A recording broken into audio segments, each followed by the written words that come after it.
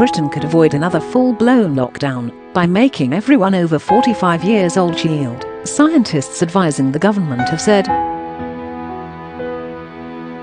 Top scientists from SAGE, Scientific Advisory Group for Emergencies, suggested those older than that age were at greater risk from the killer bug. If they were segmented from the rest of the population, then the virus could be brought under control. The idea was tabled by the government advisors, but eventually advised against because it was considered unlikely to be successful, Mail Online reports. It remains under review, however, meaning a huge chunk of Brits could face an extended period of time indoors. Minutes of a July 23 meeting held between the scientists read, although under 45s are at less risk from COVID-19, including lower risk of death, they are nonetheless at some risk and long-time sequelae, consequences, are not well understood. Around 2/3 of people in the UK live in a household, which includes one or more individuals aged 45 and above. Any segmentation based on this age threshold would therefore affect most households. Segmentation in the context refers to shielding, which saw vulnerable people isolate at home and told to avoid unnecessary contact at the beginning of the pandemic.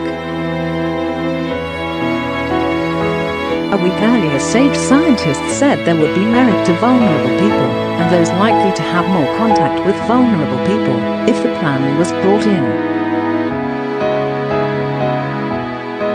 It continues. Data shows that people tend to have more contacts with others around their own age, but also have a significant number of contacts with those 20-30 years older and younger than themselves, likely to mainly be contacts between parents and children.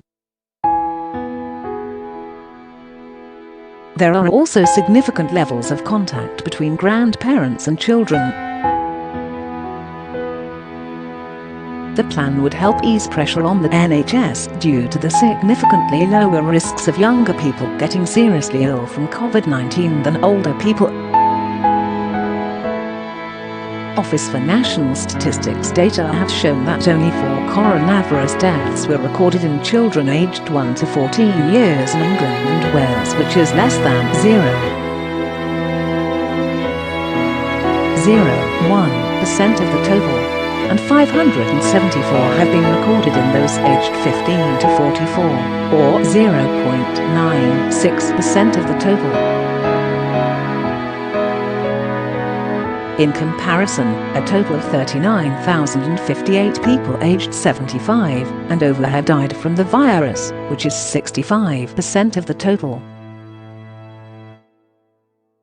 The proposals may have protected parts of the economy as well, if younger people were able to head back to workplaces without fear of spreading the disease to those more vulnerable than themselves.